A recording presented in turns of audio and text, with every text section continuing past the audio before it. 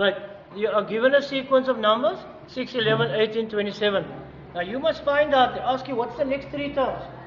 So you must find out now, how does this raise to the next number? You're going to find out what's the difference. The first one you see from 6 to 11 is 5. 11 to 18 is 7. That's more. 18 to 27 is 9. Now, you're looking at the numbers, you see it's 5 and 7 and 9, and you immediately figure out those are odd numbers. So the next one must be 11. You must figure that out yourself.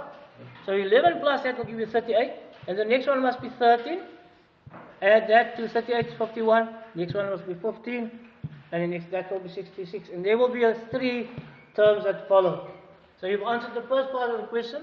Now the second, calculate the nth term Tn.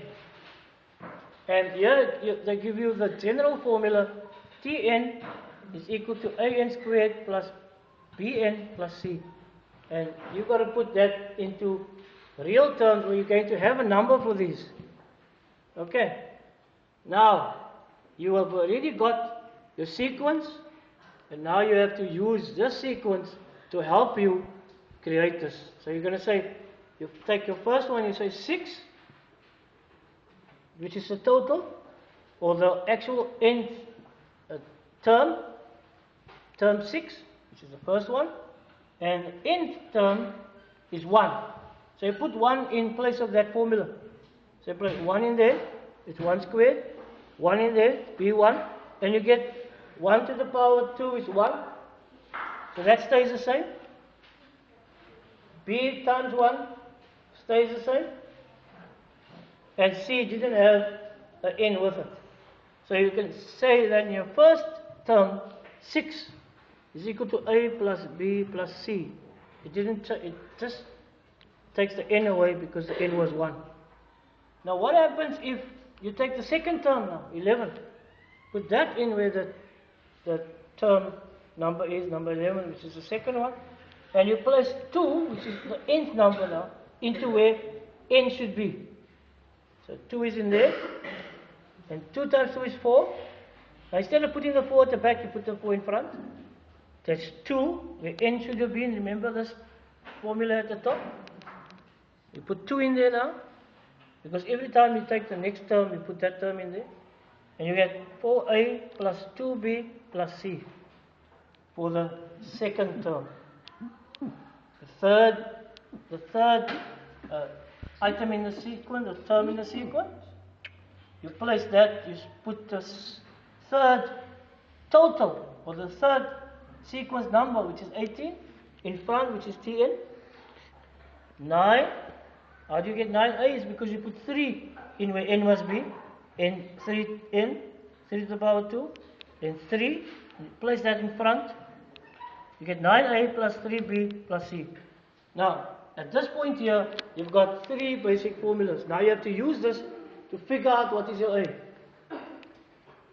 Now, you take the second one that you found out, and you subtract it from the first one.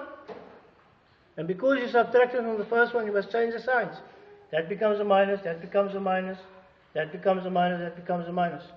And the other c's are going to cancel out. When you subtract, they cancel out. There's only 1b left, and there's only 3b's left. And now you get another equation. 5 is equal to 3a plus b. You hold on to that one. You now subtract the last one that you got from the second one that you got. 18 equals 9a plus 3b. Subtract it from the second one. And the moment you subtract, you change the signs. That c will again cancel out. Difference between that is b. Difference between that is 5a. Now it gets a little bit more. You can see these are done in grade 8. Now you come back and you take. Did I move that 7? There's a 7 in here that I missed out here. Somebody touched the board here. So there was a 7 there. Okay? Just get me right. There's a 7 there because the difference between minus 11 and 18. Right. That's a note there. And now you're going to use this one and subtract that one from there. So 7 is equal to 5a plus b minus 5 equals 3a plus b. Your aim is to get rid of the b's now. When you subtract, the signs change. This cancels out. The difference between that is 2a, the difference between that is 2. Now you can figure out what a is.